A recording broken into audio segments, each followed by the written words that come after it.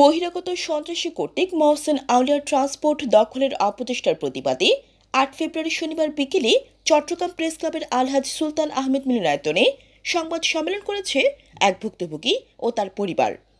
Fascist সরকারের দালাল দোসর ও ছাত্র জনতার উপর হামলা মামলার আসামি কোতোয়ালি থানা আওয়ামী স্বেচ্ছাসেবক লীগের সংগঠক শাহজাহান রুবেল ও সহোদর শাহ আলম জুয়েলের সাথে আঁতাত করে বিএনপির নাম ভাঙিয়ে কতিপয় সন্ত্রাসী দ্বারা আব্দুল মাহমুদ রনি নামে এক পঙ্গু ও অসহায় ব্যবসায়ী মহসেন আউলিয়ার ট্রান্সপোর্ট নামেও কাভার্ড ভ্যান দখলের অপচেষ্টা ও হামলার অভিযোগ তুলেন ৩২ নং আন্তর্কিলা ওয়ার্ডের বাসিন্দা আব্দুল মাহমুদ রনি।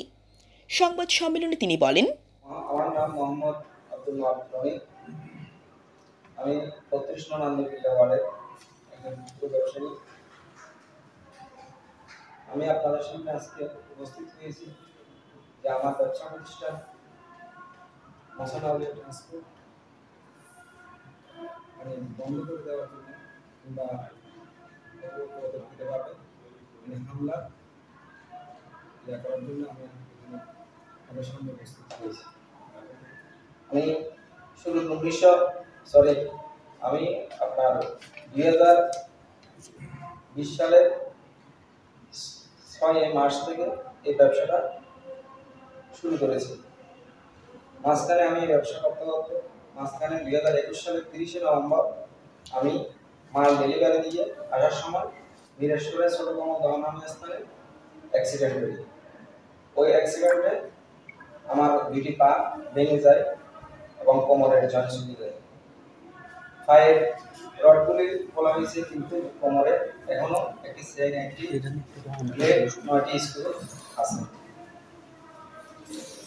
অ্যাক্সিডেন্টের পরে আমার ওয়াইফের বড় বোনের ছেলে মোহাম্মদ শাহ আলম জুয়েল আমার ওয়াইফকে ডাক্তারকে বুঝাচ্ছে যে এই ব্যবসার লাইনটা যদি এখন এগুলি ট্রান্সপোর্টের ব্যবসা লাইনটা যদি বন্ধ থাকে তাহলে এটা পরবর্তীতে ব্যবসা করলে হবে না, ব্যবসা হবে না, আপনার লাইনটা চালু করার ইয়া করে। সরাসরি বলতেছে না যে আমি করবো। তখন আমার ওয়াইফ বলতেছে কে করবে, আমার ছেলে তো এগুলি বুঝে না, জিনিসটা কে করবে। তখন সে বললো যে আমি করবো লাইনটা। তখন আমি প্রতিবাদ করি, আমি বলছি যে যদি এখন আমি কোন অবস্থায় এখানে চিকিৎসাধীন অবস্থায় চট্টগ্রাম মেডিকেলে আমি চিকিৎসা খরচ চালাবো নাকি ওখানে যদি ভর্তুকি হয় আমি ভর্তুকি দিব। তখন কি করলো, ও বলতেছে যে ভর্তুকি হোক যাই হোক আমি করবো। তাহলে আমি ঠিক আছে তুমি করতে পারো, যদি লাভ হইলো তোমার পকেটে নিয়ে যাবে, আমাকে টাকা দেওয়ার দরকার নেই, লস হইলো তুমি তোমার পকেট থেকে দিবে। এই শর্ত যদি হয় তাহলে তুমি লাইনটা চালু করো। তারপর আমি যখন সুস্থ হয়ে আসবো তখন কিন্তু আমার ব্যবসাটা আমাকে বুঝে দিতে হবে। উনি রাজি আছে। আপনার ডিসেম্বর মাস ব্যবসাটা বন্ধ ছিল।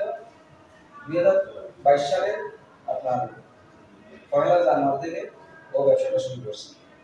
আমি সুস্থ হয়ে আসার পরে 1 বছর পরে আমি সুস্থ হয়ে যখন আসছি তখন আমাকে ব্যবসা বুঝে নেওয়ার জন্য বলছি। উনি বলতেছেন এখন আমি তো অনেক টাকা আনকার লস দিছি, এখন এই লসগুলিকে বহন করবে কে দিবে।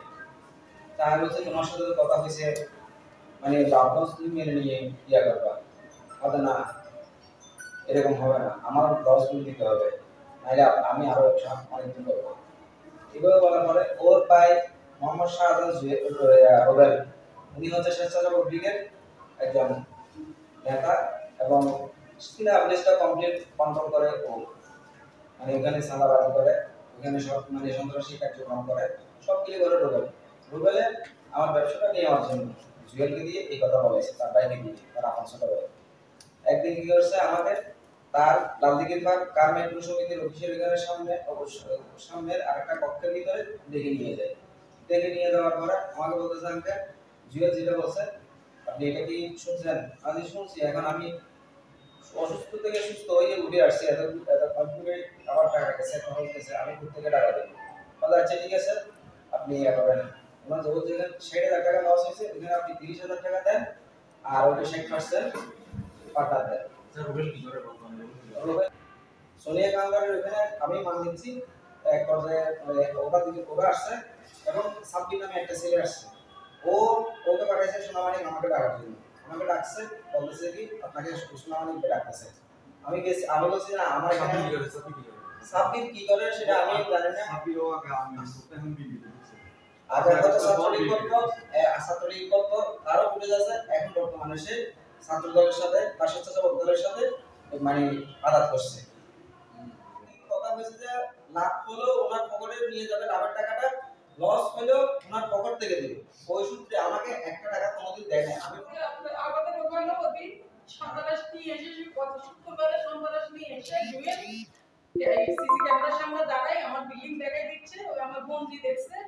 আমাদের মানুষ এনে আমাদেরকে বেশি অশান্তি করতেছে। এখন আমরা নিরাপত্তা নেই। আপনাদের কাছে আমাদের একটা অনুরোধ, আমরা কিভাবে পাস আমাদের একটা কথা দেখাই।